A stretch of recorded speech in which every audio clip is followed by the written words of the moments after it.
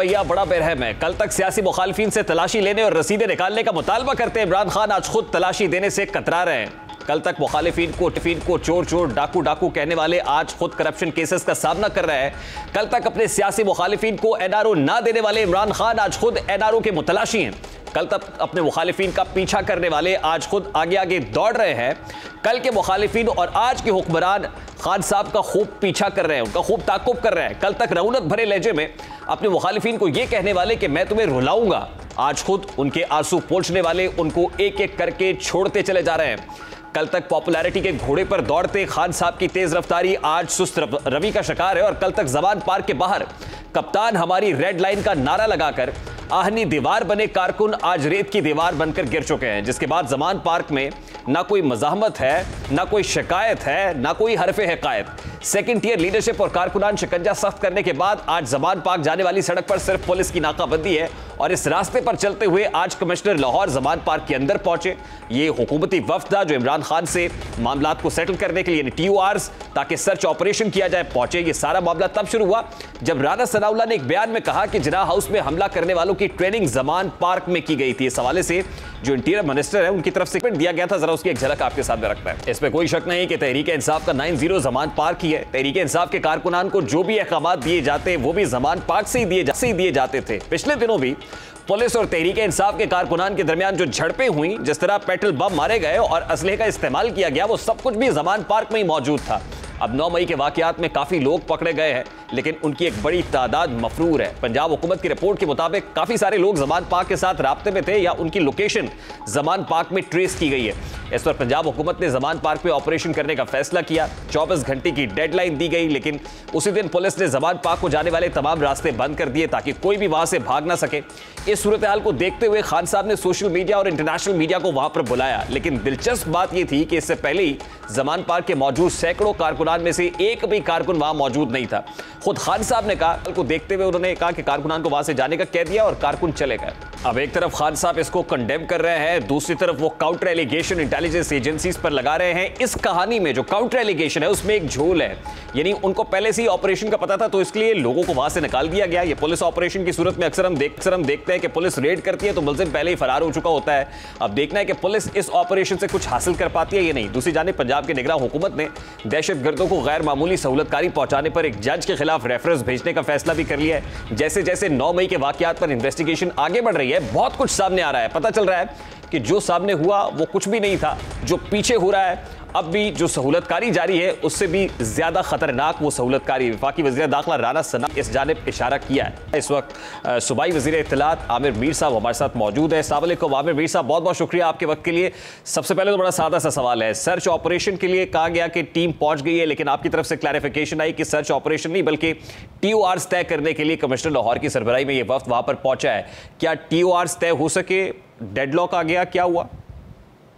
मैंने तो कल से बार बार ये बात बताई है कि कमिश्नर की सरबराही में जो DIG और SSP ऑपरेशन जाएंगे वो TORs ही तय करेंगे, क्योंकि खान साहब की शर्त है कि 4 पुलिस वाले आए और तलाशी लें, जबकि वहाँ पे बड़े खतरनाक दहशतगर्द जो हैं वो पनाह लिए हुए हैं। तो हमने उन्हें कहा था कि 400 पुलिस वाले कॉर्डन ऑफ करके फिर घर के अंदर की तलाशी लेंगे, तो इस पे फैसला होना है।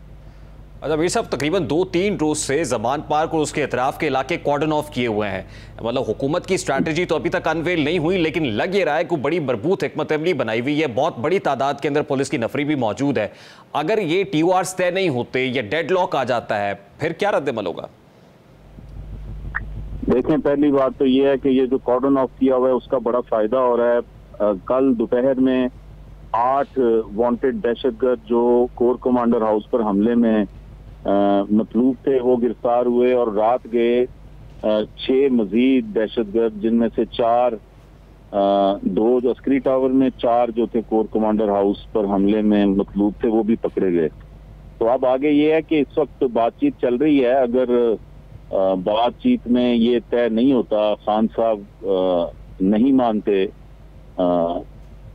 सर्च ऑपरेशन जो है उसको जैसे हम चाह रहे हैं, तो फिर उसके बाद अगला लाहे अमल बनेगा। और जाहिर है कि मुफाहमत जो है उसकी मुफाहमती पॉलिसी के तहत ये वहाँ पे डेलीगेशन गया है।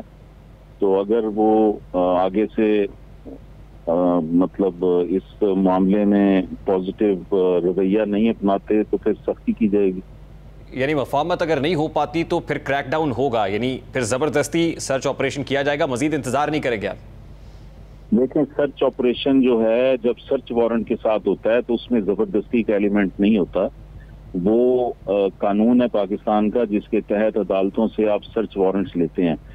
तो जब सर्च वारंट मिल जाए, पिछली दफे सर्च वारंट लेकर गए थे खान साहब के घर पे, उन्होंने आगे से जो अपने असला बरदार थे उनको आगे कर दिया और पुलिस जो थी चूंकि गैर मुसल्ला थी, हम नहीं चाहते थे कि लाशें गिरें, तो वहां पर फिर आपको पता ही है जो 8 मार्च को हुआ था, इसलिए सर्च वारंट जो हैं उनकी इन्फोर्समेंट के लिए फिर अगला लाहे अमल जो है वो तैयार किया जाएगा। अभी रिजल्ट का इंतजार है, जो बातचीत चल रही है उसके। आप कोई रिटेलिएशन रेजिस्टेंस एक्सपेक्ट कर रहे हैं? क्योंकि उस वक्त जमान पाक के बाहर तो एक हुजूम था, कारकुनान मौजूद थे, रेजिस्ट भी करते थे, रिटेलिएट भी करते थे, कहते थे कप्तान हमारी रेड लाइन।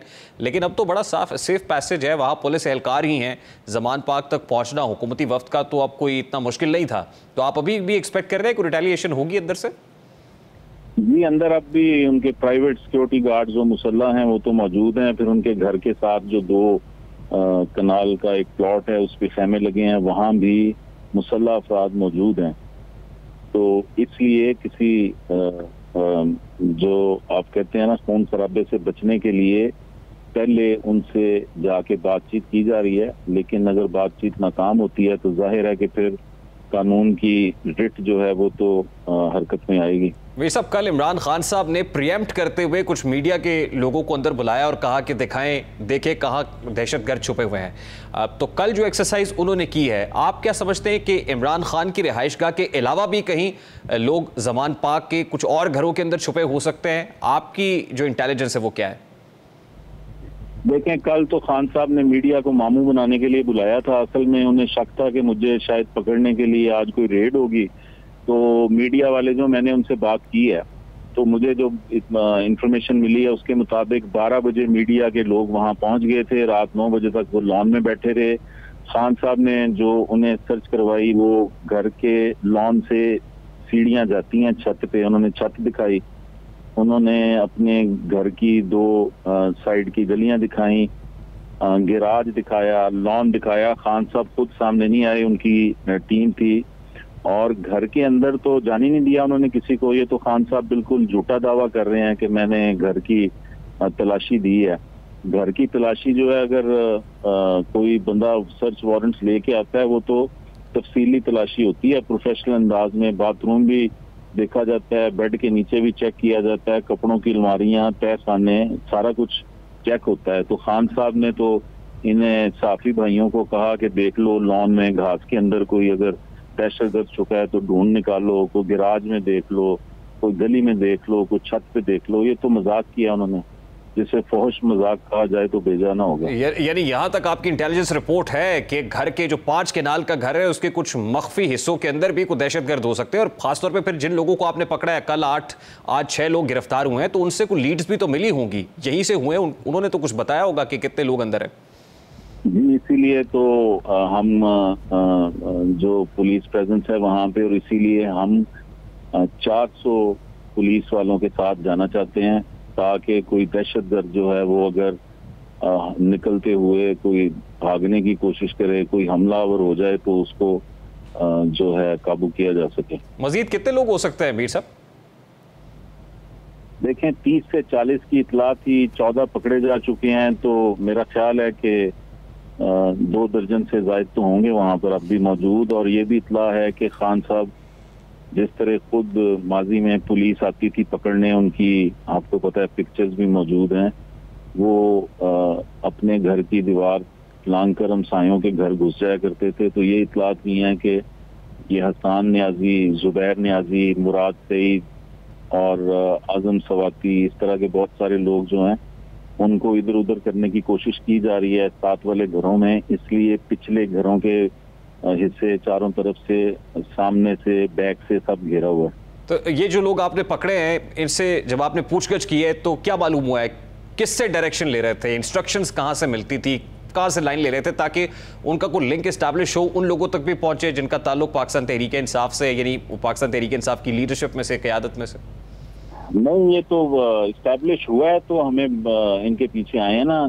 इन लोगों की मोबाइल लोकेशन और जियो फेंसिंग से इनकी अपनी लोकेशन जो है, ये इसमें 43 लोग ऐसे हैं जो कोर कमांडर हाउस पर हमले में भी मुलव्विस थे।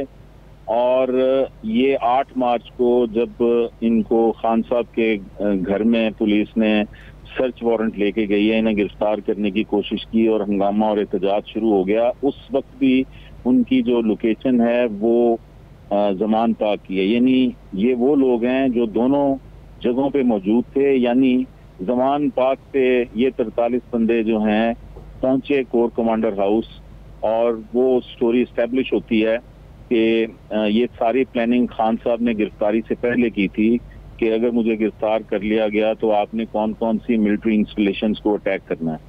तो ये सारे लोग जो हैं ये बता रहे हैं जो गिरफ्तार हुए हैं। जाहिर है जो गिरफ्तारी के बाद साथियों के नाम बता रहे हैं, इनके अपने मोबाइल जो हैं उनमें से ऐसे व्हाट्सएप ग्रुप्स जो हैं वो निकले हैं जो कॉमन हैं, और उसमें 4000 लोग जो हैं वो ऐसे हैं जो हमें मतलूब 25,000 लोगों में से ये 4000 भी मतलूब हैं। अब तक जो वांटेड लोग हैं उनमें से 3428 के करीब गिरफ्तार हो चुके हैं, और जो हीनियस संगीन जुराइम में मतलूब हैं जिनमें PF एयरबेस मियांवाली और GHQ रावलपिंडी, फिर गुजरांवाला कैंटोनमेंट और फैसलाबाद ISI ऑफिस, और फिर लाहौर कोर कमांडर हाउस, और फिर ये लाहौर का गुलबर्ग में अस्करी टावर। इन हमलों में जो मतलूब हैं वो 5000 के करीब हैं, जिनमें से 3400 के करीब जो है वो गिरफ्तार हो चुके हैं, और बाकियों की गिरफ्तारी जो है उसकी कोशिश की जा रही है।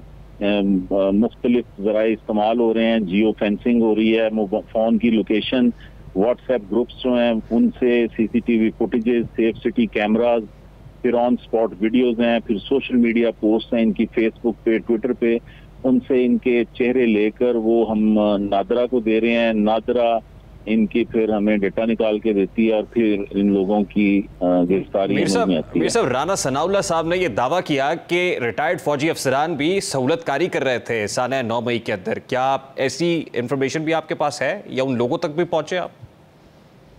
ये राना साहब बता सकते हैं, हम तो गैर जानिबदार गैर सियासी निगरान है, ये थोड़ी सी सियासी बात है, इसका जवाब राना साहब दे सकते हैं। लेकिन आज पंजाब काबीना ने किसी जज के खिलाफ रेफरेंस भेजने का फैसला किया है, क्या ये खबर दुरुस्त है और इस हवाले से क्या डिटेल्स है सर?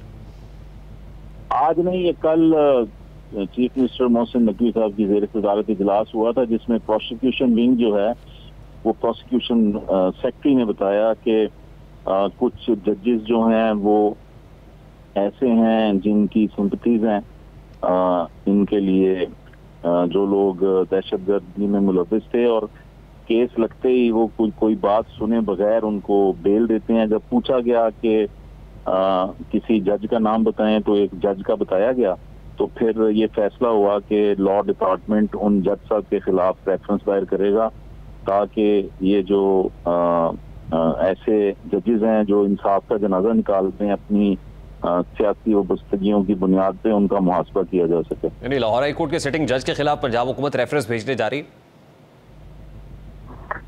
देखें, ये अब वक्त आने पे पता चलेगा वो जज कौन सी कोर्ट का है, मैं अभी इस पे तबसरा नहीं कर सकता। बहुत बहुत शुक्रिया। आमिर मीर साहब हमारे साथ मौजूद थे, निगरान वज़ीर इत्तलात पंजाब।